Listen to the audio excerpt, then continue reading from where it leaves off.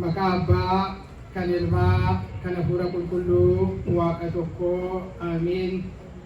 Kabajamoo abbaa keenya suuraa galataa luba Saamu'eel jaalatamtoonni tajaajiltoonni daakunoonni faarfattoonni akkasumas maatiiwwan waaqayyoo hundumti keessan abbootiin harmootiin obboleewwan nagaa waaqayyoo akkam jirtu akkam turtanii akkam bultanii ameen waaqayyoo waaqa keenyaa isa akka araara isaatiitti irra deddeebii balleessaa keenyaa irra darbee akka arjummaa isaatiittis immoo tiksee haalotaaf guyyoota dabarsee iddoo kanatti walitti nu qabeef bara baraan haa ta'u. Ammas irra deebi'ee anis karaa gama kootii isiniin jedhaa baga ayyaana tulluu Taaboor yookaan bu'eetiin nagaan ittiin isin ga'e. Ayyaanni kun egaa ayyaanni tulluu Taaboor yookaan Dabra Taaboor ayyaanota gurguddoo gooftaa keenya fayyisaa keenya Yesus Kiristoos manni kiristaanaa keenya kabaju sagalan keessaa isa tokko ayyaana dhugaadhumatti dinqisiisaa fi guddaadha. Ulfina ayyaana kanarraan kan ka'e bara kakuu moofaati hamma haaraatti waa'een isaa dursee raajotaanii boodas immoo warra ijaan arganii bartoota isaatiin irra deddeebi'amee kan kitaaba qulqulluu keessatti dubbatamedha ayyaanni kun. Wangeelota afuran keessaa 3 irra deddeebi'anii waa'ee ayyaana kanaa barreessaniiru. Har'a egaa waggaa waggaatiin waa'ee ayyaana kanaa hin barannaa sagantaa baay'ee waan qabnuuf gabaabinaan akka ilaaluu qabnu natti himameera. Gabaabsinee ayyaana kana kan nuti barannu mata duree tulluu Taabooritti ol ba'aatii ulfina waaqayyootti gammadaa jedhutiin ta'a. Seenaa ayyaana kanaa qulqulluun Maatiyos boqonnaa 17 lakkoofsa 1 hamma 13tti nuuf barreesseera. Qulqulluun Maarqos wangeela Maarqos boqonnaa 9 lakkoofsa 2 hamma 13tti akka sila abbaan keenya nu dubbisan immoo qulqulluun Luqaas boqonnaa 9 lakkoofsa 28 hamma 36tti seenaa isaa bal'inaan nu barreessaniiru hafuura waaqayyoon geggeeffamanii. Tarii namoonni boodana dhuftan akka dhageessaniif abbaan keenya Luqaas irraa sila dubbisaniiru. Anis gabaabinaan wangeela qulqulluun Maatiyos barreesse boqonnaa 17 lakkoofsa 1 irraa kaasee kan jiru isin dubbisaa akkas jedha. Guyyaa ja'a booddee Yesus Phexrosii fi Yaaqoob Yohannis obboleessa Yaaqoobiin fudhatee ol gara gaara dheeraa tokkotti kophaatti isaan baase. Innis bifi ulfina isaatiin isaanitti mul'ate. Fuulli isaa akka biiftuu ibse.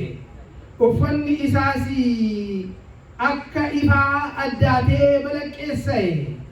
Kunoo Musee fi Eeliyaas achitti isaanitti mul'atanii isaa wajjin otuu dubbatanii argan. Phexros gidduutti yaa Gooftaa asitti argamuun keenya attam gaariidha. Fedha kee yoo ta'e asitti godoo 3 tokko siifi tokko Museedhaa fi tokko immoo Eeliyaasiif nan ijaaraa jedhee Yesuusitti dubbate. Otuu inni kana dubbachaa jiru kunoo duumessi ifa of keessaa qabu tokko isaanitti uffise. Sagaleen duumessa keessaa dubbatee kuni ilma koo isaan jaalladhu gammachuun koos isaan irraawwatama isa dhaga'aa jedhe. Waaqayyo gooftaan keenya waa'ee sagalee isaatiif maqaan isaa kan ulfaate nuuf haa ta'u. Tulluu Taabooritti ol ba'aatii ulfina waaqayyootti gammada. Dhugaadhumatti ayyaanni kun ayyaana jiran keessaa adda baasee kan nama dinqisiisu ayyaana gammachuu guddaan itti mul'ate. Gammachuu caalu ulfinni waaqummaa gooftaa keenyaa fayyisaa keenya Yesus Kiristoos itti mul'ate. Ulfina gooftaa arguu caala waan nama gammachiisu jira. Ulfina ilma waaqayyoo isa waaqummaa isaa sekendii tokko otuu gad hin dhiisini akka koof akka keessan dhala namaa ta'ee guutummaatti immoo nama ta'ee dhalatee sanatu ulfina isaa isa baroota fuula dura ture ulfina isaa isa kan jiran har'a arginu kana bakka hin jirree fidee ittiin uume sana keessaatii lebsuu ijaa fi xinnoo guyyaan inni itti bakka isaatti mul'ise guyyaan kun tulluu Taaboor jennee waamna. Maaliif tulluu Taaboor jennaa? Tulluu sana irratti ulfinni sun waan mul'ateef. Ayyaana kana gammachuu guddaadhaan biyya keenyatti akkamitti akka kabajamu yaadattu miti? Akka bara kana iddoon nu dhiphistee addana teenyee jirru miti. Galanni Waaqayyoof haa ta'u faarfattoota keenyas sagalee jireenyaa isaan haa dhageessisu malee haala miira hafuurawaa ishee durbeennu sana nu keessaa dadammaqsuun faarfannaadhaan amma ija keenya xiqqoo gara sanatti nuuf deebisaniiru. Dhugumatti yoo xiyyeeffannee dhaggeeffannee irra ta'e lallabisuun dhumeera hunduma isaa seenessaniiru nu faarfannaadhaan qabanii. Gammachuu addaatiin sabni keenya manni kiristaanaa keenya biyyatti yeroo kanaa akka sila daaqoniin keenyas nu tuttuqee guca bobeessanii ulfina waaqummaa ifa isa mul'ate sana agarsiisuu fi guca bobeessanii sanatti naanna'anii faarfannaadhaan Waaqayyoo fi waa'ee dinqii nuuf mul'ate kanaaf galata dhiyeessu. Qacee qabatanii tokkosanii kagalee qaqawweessa duumessa sana keessaa mul'ate yaadachiisuudhaatii fi miira ajaa'ibaa hafuurawaa keessa nama galcha. Gammachuun guyyaa kanatti ta'e kun daangaa kan qabu miti. Hundi gammadee ijoollee manarra naannoftee yoo hooyyee jettee gammachuu sana ibsitee eebba fudhattee eebba laattee ummanni keenya sabni keenyas haala kanaan guyyattii kanatti gammada. Waaqayyo gooftaan keenya Yesuus Kiristoos ifa waaqummaa isaa har'a saddanatti nuuf haa ibsu. Gammachuu kana qulqullichi Daawit baroota dheeraa fuula dura dursee akka daaqoniin keenya sila nuuf faarfate faarsaa Daawit boqonnaa 88 yookaan 89 lakkoofsa 12 irratti maal jedhaa? Tulluun Taaboorii fi tulluun Armoonii gammachuudhaan maqaa kee galateeffatu ililchuu jedhe qulqullichi Daawit. Garaa utuu hin ta'in waggoota dheeraa dursee. Tulluu Taaboorii maaltu ililchiisee? Ulfina waaqummaatu achirratti mul'ate. Har'a xiyyeeffannoon keenya ulfina gooftaa Yesuus Kiristoos arguudha. Ulfina gooftaa Yesuus Kiristoos ulfina waaqummaa isaa sana arguudha. Ulfina gooftaa kana arguudhaaf yookaan agarsiisuudhaaf gooftaan keenya Yesuus Kiristoos akkuma dhageenye bartoota isaa keessaa Phexrosii fi Yohaannisii fi Yaaqoobii fudhatee gara eessaa deeme? Gara tulluu dheeraa tokko har'a tulluu Taaboor jennee waamnu sanaatti asii ol isaaniin baasee jedha. Gara tulluutti asii ol isaan baase. Waaqayyo iddoo hundumaa jira, bakka hundumaatti waan na barbaade gochuu danda'a. Garuu yeroo baay'ee bakkaa fi yeroo filatee waan na barbaade godha. Waaqayyo gara tulluu sanaatti ol baase. Tulluun akka sila boleessi keenya nu tuqe seenaa baay'ee qaba. Seenaa yookaan kitaaba qulqulluu keessatti tulluun waaqaa fi namni walitti dhufuu isaatii fi mallattoodha. Tulluun lafarraa ol ka'aa waaqaa gadi waaqaa fi lafti iddootti walitti dhufanidha.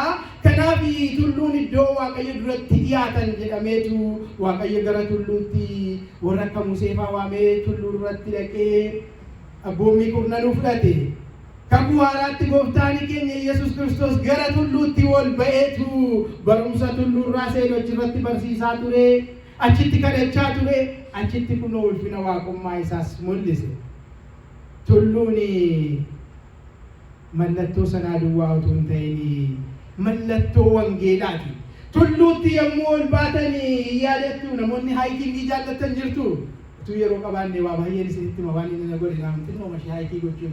Tulluutti asii ol ba'uun jilba nama buuftiin ulfaatti jabaata. Ishee salphaarraa kaatu bar tokko New York jirra iddoo haayikingii godhanna. Ishee salphaa sanatu jilba na buusa.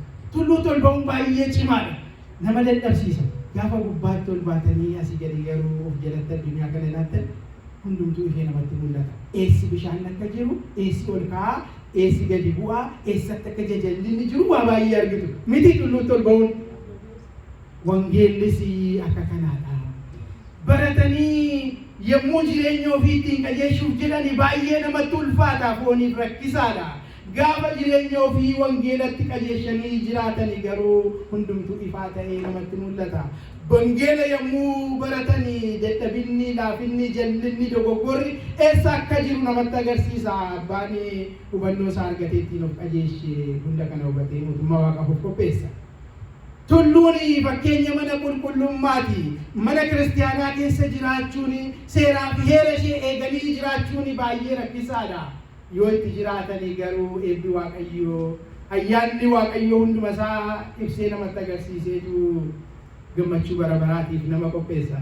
Seenaan isaa baay'eedha gabaabsinee ilaalla.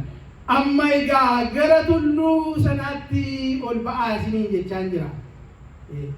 Tulluu kana jara bara baay'eef naannofneerraa, mana kiristaanaa kana kee bara baay'eef naannofneerraa, wangeela kana qarqara bara baay'eef naannofnee gurraan dhageenyeerra teenyee dhaggeeffachaa jirraa. Har'a garuu gara gubbaatti gara wangeela kana hubachuutti, har'a garuu gara gubbaa ishee gara mana Waaqayyootti guutummaatti deebinee ulfina Waaqayyoo arginee itti jiraannee mootummaa isaa dhaaluutti ol baanuudha. Ergaanii tulluu Taaborii har'a waliin ilaallu. Bartoota isaa Phexros, Yohaannis fi Yaaqoobiin fuudhee ol ba'ee gaafa achirra ga'anii gabaabinaan seenaa isaa yoo ilaalle maaltu ta'e?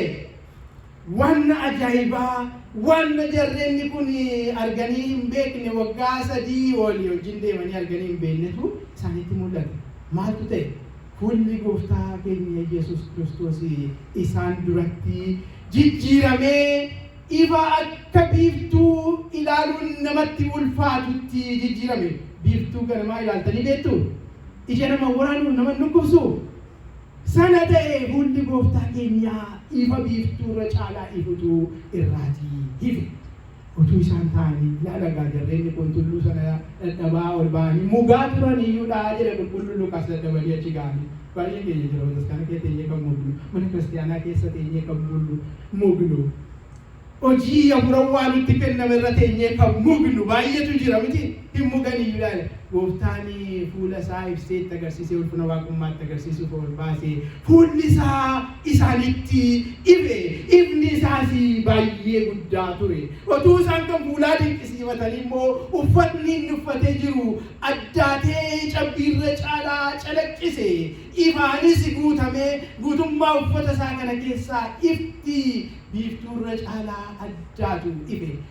Isinitti mul'ataa fakkiin isaa yaada keessatti qalbii keessatti fuula isaa irraa ifni ife, wayyaan isaa addaatee ifni irraa ife. Otuu isaan kana dinqisiifachaa jiranii hojiin Waaqayyoo ajaa'ibaa. Waggoota hedduu dura 1540 dura kan du'e raawwatameeraaf kan seenu Museen hin dhufe isaa wajjin. Musee boolla keessaa iddoo inni du'eetii waame. Eliyaas kan jedhamu raajii guddaan tokko otuu hin du'in Waaqayyo lubbuudhuma isaatiin kan ol isa fudhate biyya warra jiraattotaatiin waamamee hin dhufe. Gooftaan ifa uffatee ulfinni waaqummaa ifatti mul'ate. Eliyaasii fi Museen dhufanii dhaabbatanii bartoonni sadanuu kana arguudhaaf waamaman. Ummati fayyisaa addunyaa kana arguudhaaf waamamne. Ulfina gooftaa Yesuus Kiristoos. Gooftaan Yesuus Kiristoos inni waa'ee isaa haasaa jirru kun seenaa nama beekamaa waggaa 2000 dura ture miti. Gooftaa jiraataa Waaqa keenya har'a nu gidduu jira.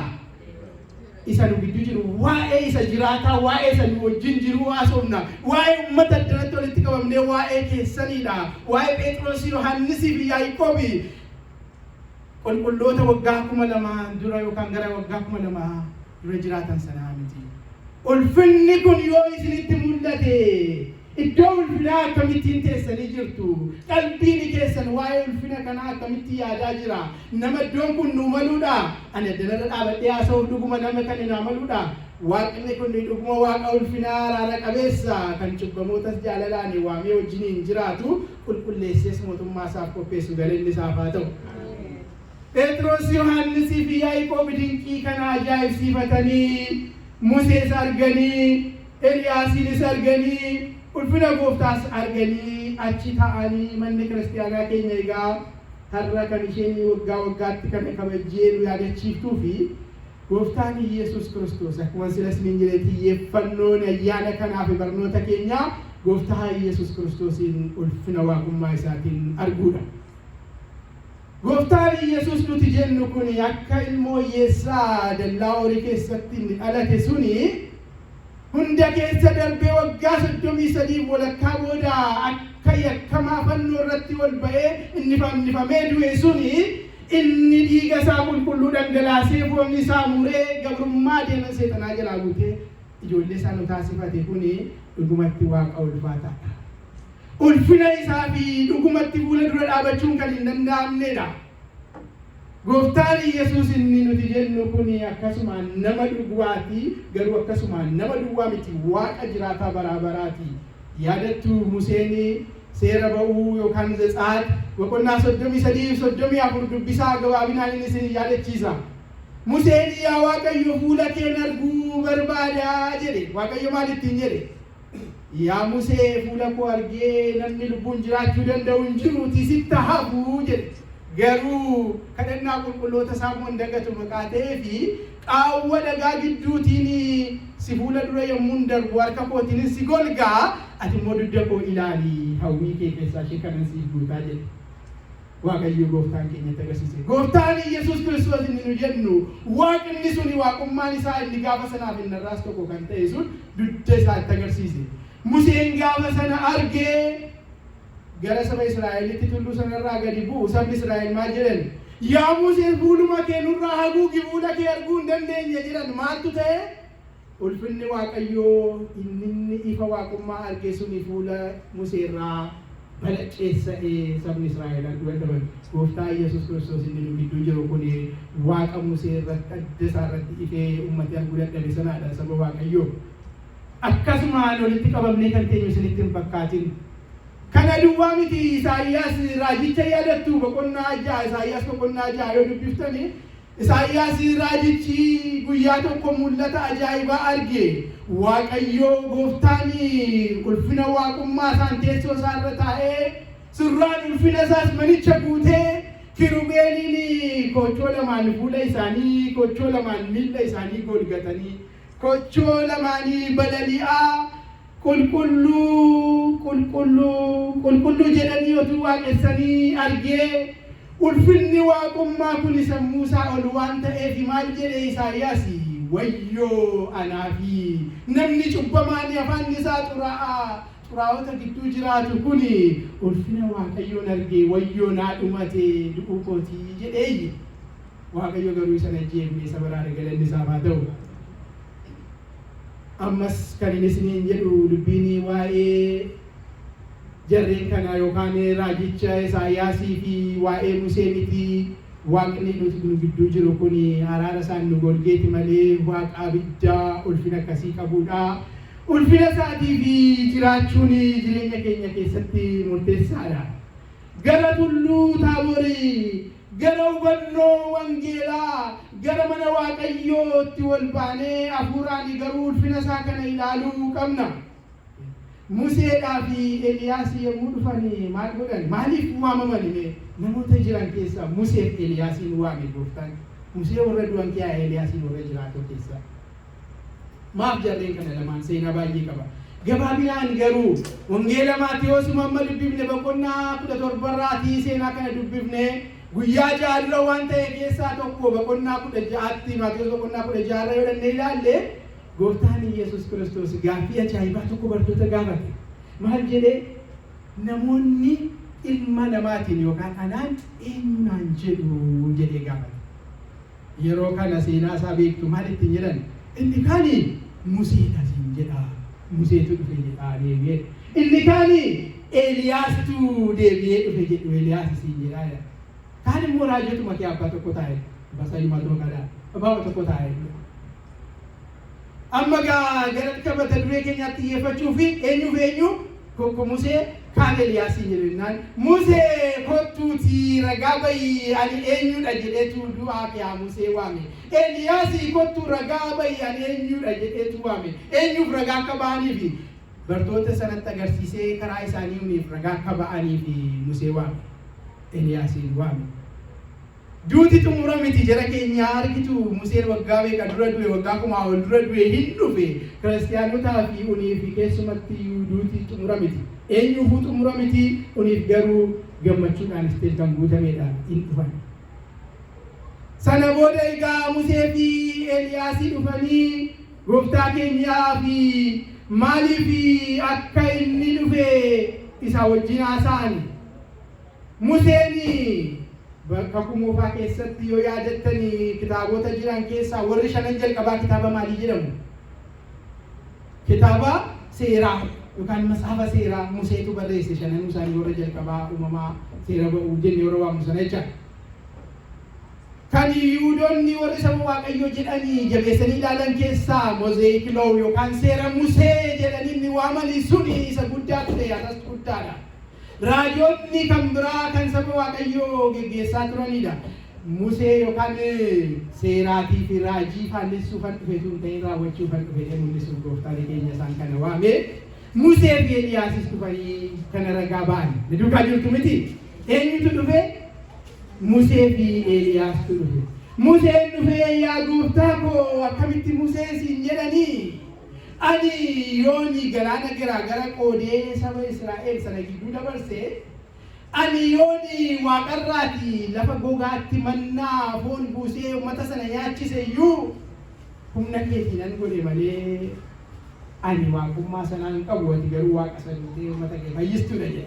Eliyaasi yaa gooftaa Eliyaasi siin jedhanii ani yooni bokkaan akka hin roobnee fi samii cufellee ani yoo namicha waaqarraati gadi roobsellee humna keetiin nan godhe maleessaati humna eessaati nan fide ati waaqa Eliyaasi siin jedhani malee Eliyaasi miti jedhe. Ulfina gooftaa keenyaa ragaa ba'ee galanni Waaqayyoof haa ta'u. Egaa haala kanaan ulfinni gooftaa tulluu sanarratti mul'atee sabni Waaqayyoo yookaan duuka buutonni gooftaa keenyaa ulfina gooftichaa arganii utuu inni Musee fi Eliyaasii wajjin kan haasa'u nama ajaa'iba dubbiin Phexros hin yaadattu. Phexros bartoota keessaa tokko yeroo baay'ee ariitiidhaan kan beekamu yeroo baay'ee jaalala gooftaatiin kan beekamu gaaffii ajaa'ibaa tokko kaase. Utuu isaan haasa'aa jiran maal jedhaa? Yaa gooftaa jedhe addanatti argamuun uniif baay'eedhuma gaariidha jedhe. Asitti argamuun gaariidha jara keenya. Asitti argamuun nuuf gaariidha. Asitti argamuun baay'eedhuma gaariidha. Iddoo ulfinni waaqummaa keetiitti mul'ate kanatti argamuun baay'ee gaariidha jedhe Phexros. Iddoo Museenii fi Eliyaasii dhufanii ragaa ba'an kanatti argamuun baay'ee gaariidha jedhe Phexros. Kuni baay'ee uniif gaariidha jedhe. Gaafa sana duwwaaf miti inni pilaanii baasuu jalqabe. Egaa yoo fedha kee ta'e jedhe gooftaadhaan mana sadii godoo sadii ijaara. Tokko Eliyaasiif tokko Musee fi tokko immoo Siiban ijaara. Asuma jiraannaa nuti immoo gidduu keessa dirgamaa. Sinitti hin tolu namoonni Waaqayyoo yeroo ulfina Waaqayyoo argan waan isaan godhan. As jiraannaa nuuf gaarii mana Waaqayyoo kana kee jiraachuun nuuf gaarii. Eeyyee tulluudha ol ba'uun ishee baay'ee rakkisaadha. Eeyyee namoonni nama danqu nuti of danqina foonni nu danqase dhanni yeroo hundumaa chaalenjii nu godha. Wallaansoo baay'eetu jira jara keenya garuu addanatti argamuun nuuf gaariidha moo gaarii miti? Gaariidha Waaqayyoo wajjin jiraachuun yeroo hundumaa. Egaa gabaabsuuf otuu isaan kana haasa'anii ammas waan ajaa'ibaa kan biraan tokko ta'e. Duumessi ifaan guutame ifa guddaa kan of keessaa qabu dhufeetu achitti isaaniin uwwise. Duumessa ifaan guutame ilaala tulluu sanarratti. Sana booda utuu isaan na'anii jiranii sagalee guddaan Waaqa keessaa dhaga'ame. Maal jedhe sagalichi? Kun ilma koo isaani jaalladhuudha. Gammachuun koo fedhiin koo saba koo fayyisuuf hawwiin ani qabus isaan raawwatama. Waan inni isiniin jedhu dhaga'a jedhe galanni Waaqayyoof haa ta'u. Ragaan Musee ragaa Eliyaasitti dabalee ragaan abbaa isaatii waaqa abbaa waaqarraatii dhagaamee ulfinni gooftaa Yesuus Kiristoos haala dinqisiisaa kanaatiin tulluu Taaboor irratti mul'ate. Phexrosiif Yohaannisiif Yaaqoob kana arganii naasuudhaan addaan lafatti gombifamanii ilaaluu hin dandeenye. Sana booda garuu gooftaan tuttuqee harka qabee isaan kaasee ka'aa hin sodaatinaa jedhe. Eeyyee har'as nu sodaachisa jireenyi wal'aansoon addunyaa kanaa. Gooftaan garuu yeroo hundumaa jabaata. Waaqayyo Waaqni keenya sodaa fooniitiin otoo hin ta'in sodaa hafuuraa waan akkasa waaqessi nu barbaada maqaa ta'ee fi irraa faminaa foonii sodaatanii jedhee isaaniin kaasee. Egaa ayyaanni kun seenaa baay'ee qabaa. Sagantaa hedduu maqaa qabnuu fi otuma waa baay'ee dubbachuu fi hawwuu asitti gabaabsuu qabna. Garuu ammas ergaan inni guddaan xiyyeeffannoon ayyaana kanaa maal jenneerra? Jaltanii tujaasuma waan iyyaata. Xiyyeeffannoon ayyaana kanaa maal jenneerra? Ulfina gooftaa, ulfina waaqummaa gooftaa Yesuus Kiristoos hubatanii itti gammadu. Yoo ulfina gooftaa Yesuus Kiristoos waaqa dhugaa jiraataa kan ijaan ilaaluuf illee hin danda'amne ta'uun isaa sun isinii galeera ta'ee mana Waaqayyoo keessa kamittiin akka jiraachaa jirru. Ummanni Waaqayyoo jireenya furawwaa akkamii akka jejjeessaa jirru addana duwwaa osoo hin ta'in manatti bakkeetti bakka hojiitti haalota hundumaa keessatti Waaqayyo kun wajjin jira. Fuula isaa duratti kamittiin akka deddeebi'aa jirru ilaallu inni ulfina waaqummaa isaa dhugaatti arginee itti gammannee akka jiraannuu fi bara baraan hubannoo isaa nuuf kennu kan nu barsiifate Abbaaf Ilmaa Hafuura Qulqulluu Waaqa tokkoof kenname ta'uu